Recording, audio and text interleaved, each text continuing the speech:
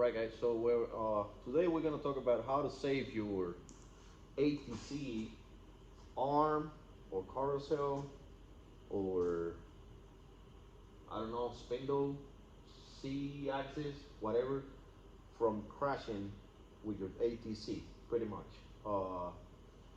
It's pretty simple. It's one thing that I learned lately, one thing that everybody supposed to do before you're gonna create any kind of macro or any retrofit on an ATC machine. What I'm about to show you now is really simple. 100% you should do this, or you could break some stuff. I have been this close from ripping off the tool arm or the tool changer arm or whatever out of this machine because I didn't know how to do it.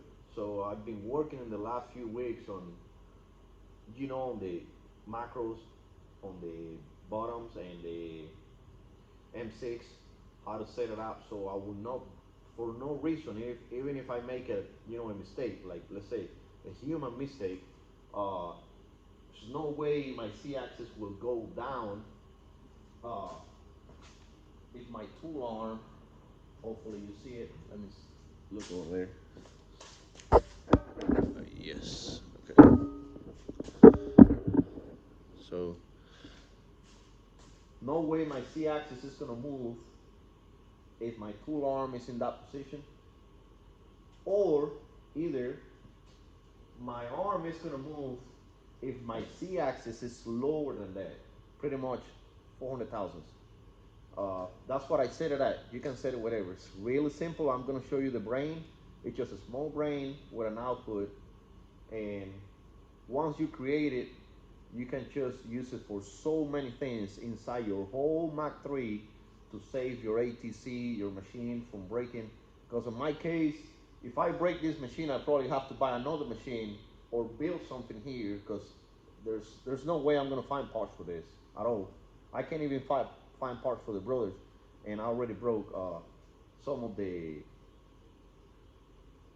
on the tool holder, which by the way, I'm gonna show you. I got some of them made. Uh, I made this one. There's two of them already put in over there, and I just made this other one. This is by far the most complex part I ever built. So it's got 4 operations in order to get to this. So my first operation is just sitting like that, standing, 2¼ by 2. So I kind of rough out this 2D or whatever you call it, and then I gotta create a way to hold them device and then drill my machine my 2 pins, guide pins, and then drill my holes for to put it on the carousel or whatever. And then after that, I gotta machine on a soft jaw, create a soft jaw so I can hold it with the same bolts down and just do this contour on the side, so we'll have this weird shape. Because since there's 10 of them sitting one beside the other one, they create kind of like a circle deal. Well, anyway, that one is done. I got 2 of them put in. Those the one I broke because of my C-axis not being able to use my soft limits. It would just speed up, and I couldn't. The spindle was not ready to do that, and it would just go up and broke everything. Anyway, but going back to this, this is a way to save your machine. So if you're going to do a retrofit, or somebody's gonna do a retrofit for you, the first thing they should create is a safety, I call it like that, ATC safety switch or ATC safety control or whatever you want to call it. This is a brain that is not going to allow you to break your machine, and it's really simple. So first thing is you go to your Mach3. It don't have to be this one. It can be any Mach3. You just go to your I'm already there. Go to your Mach3 and just on any of let's just change the view on this one. Let's just go to a different screen, to Mach 3, regular Mach 3. Uh, let's just put stock Mach 3 back, and you have an idea. On this one we're gonna put in is just the.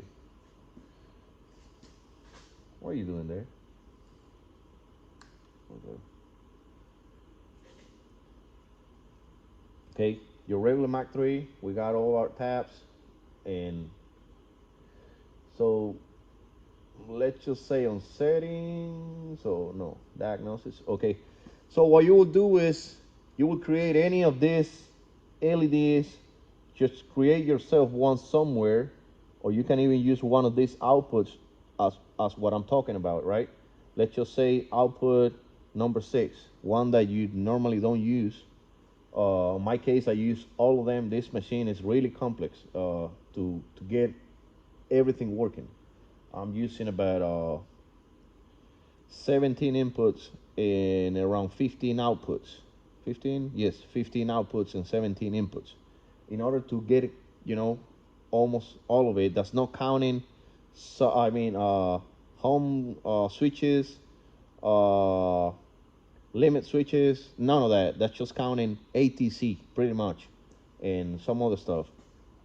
So what you do is you create an LED, or you just use one of the number 6. Let's say in my case, I just made one, but uh, your number 6 output, you will call your number C output with a brain. What I'm talking with this is like, I'm just gonna use my same brain. So my brain control, I got ATC safety control. That's how I called it. And if you see now, I got it on output. Hopefully, let me see if I can make it bigger. Okay, that's as big as it's gonna get. Hopefully you see it over there. So the idea is C-axis, so G53C position, right? Uh, we're gonna compare that immediate. On my case, I turn it into anything less than minus 400. So right, so if we home our C-axis, on my case, all the way up, that's gonna be 0. Anything lower than that is minus, right? So in my case, I put it on minus 400. So anytime I go lower than minus 400, that output is gonna go off. So that means anything that I use on that output, on this case, is my ATC. Everything that I'm gonna use, everything that is gonna be connected to that output is gonna go off as soon as my C-axis go that low, lower than 400,000. So that way, if my spindle goes that low or lower than that, none of that is going to try to move because there's not going to be power to it. What I'm trying to do is I'm going to turn on an output. That output is going to go to a relay, mechanical relay, and that relay is going to disable everything, all of the powers going into my ATC. My ATC will not work at all if my C-axis is that low. That way, even if I made a mistake to push one of the, let's go back to mine, because that way you see what I'm talking about. Takes a little bit, this computer's slow. Uh, I got a few switches, buttons on the screen set that would allow me to move my arm, my tool arm, stand it, retract it, turn it to the spindle, down, all of that. It's just made by buttons. They're being set here on the tool change it tab. So even if I would push one of these, if my spindle is lower than that, it's not going to work for this main reason. And I hope you can see it. I'm going to turn the machine on now. It's kind of loud because it's hydraulic. That's one thing that I hate from this machine. But anyway,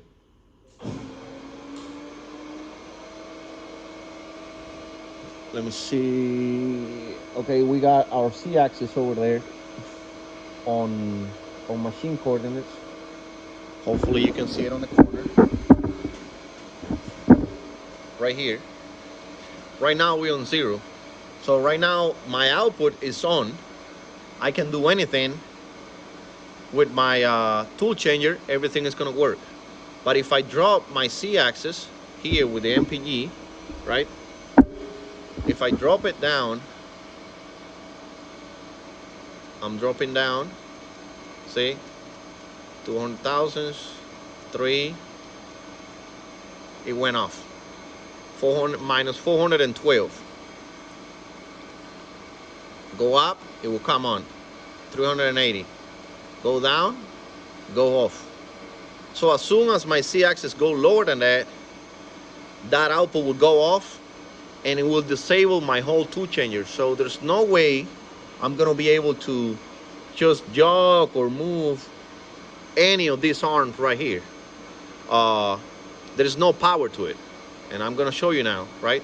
So right now, you see it's on. I mean, it's off. Go up, see a 380, it will turn on. I'll show you the relay back over there.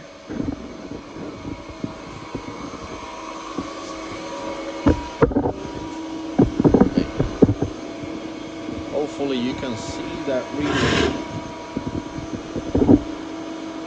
up there. That's the one I created. You can just use one for you. That LED over there, that's the output I'm using, right? So right now it's on. If I calm down, hopefully you can see my C-axis.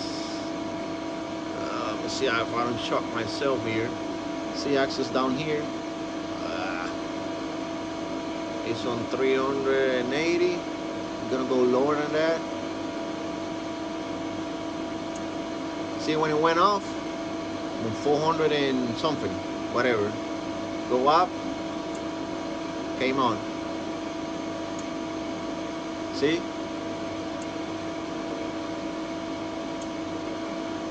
As soon as I go lower than 400, that relay will go off.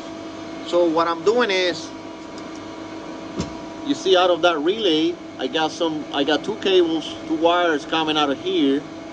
I'm picking up power from this relay board and powering this two through that relay over there. So anytime I go down, like right now, if I go up, I got power in all of these relays. If I go lower than that, got no power on any of these relays, and all of that will go off. There's no way any of this relay will work. Even if you put power to them, they're not gonna work. So that's what I wanted to show you, you know, like a way to save your ATC from making a disaster over there, breaking some stuff.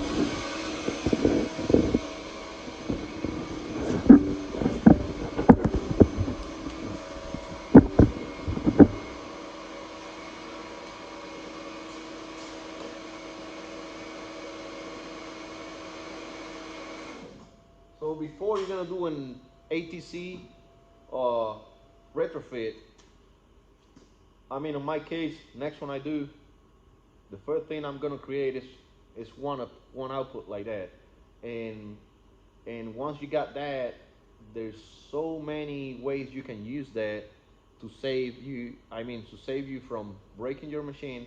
And the other thing is, like for example, right here. So that's an output, and that output is turned into an LED. So my diagnosis page, I got all my outputs LED and all my inputs LED, right? So I'm looking at that output right there.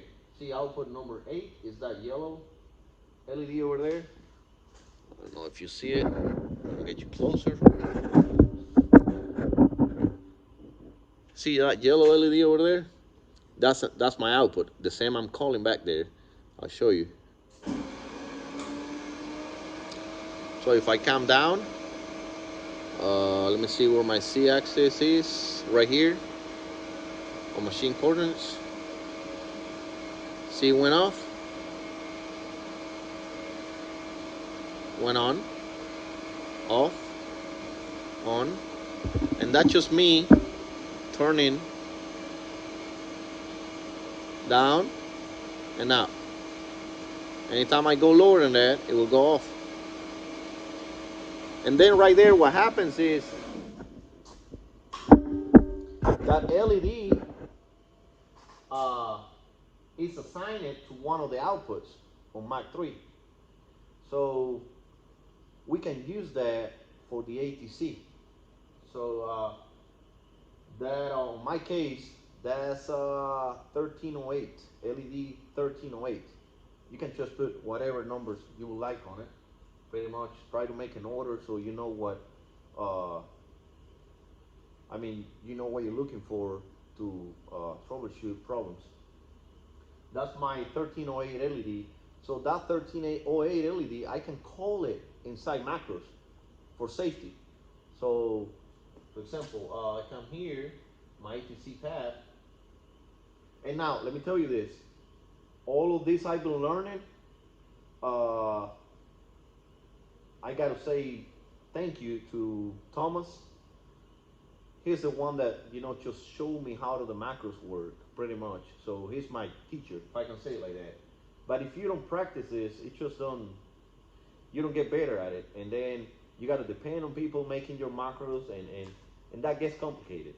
People are busy sometimes, and sometimes you want it some way and different. So anyway, now,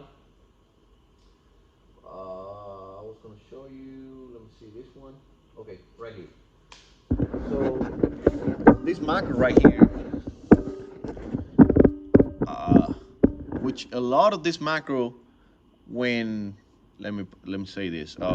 So when you get a screen set like this from Sam,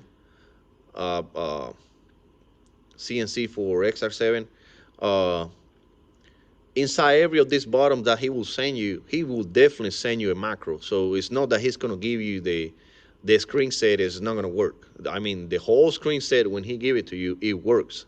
And he will make it work. But sometimes it's not going to work the way you want it. Just because, we all different, and we all like, to just do it differently. In my case, when I first got this screen sets, if you see, I still got some mistakes here because I put these LEDs myself here, and so they don't match. This one says output because it used to have only 5, only the 5, 1 to 6 output. The rest of them, I added it myself, and up here, the same. So now he does have an updated one because I did a retrofit the other day for a friend of mine, and I asked him, I wanted it, to look like this one, and he definitely made it look a lot better than this. Way better. Now the one he's got is way better. Actually, I'm probably gonna pay him again to get at least this, just this tab, redesigned just for the LEDs, pretty much. I just like anyway.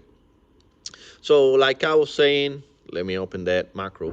So on that macro here, I put a safety using that 1308 LED. So I'm calling safe, C safe. It's just constant, I believe you call it like that. C safe equal get or user LED 1308. So I'm giving C safe a value of the LED 1308. So if C safe equals 0, that means my LED, my 1308 LED equals 0. Then I'm gonna stop the program. I'm gonna wait for 100 of a second or whatever, and I'm just gonna send, C-axis is too low for arm to move. So definitely my C-axis is so low that is I'm getting that information to turn it into a safety for my ATC.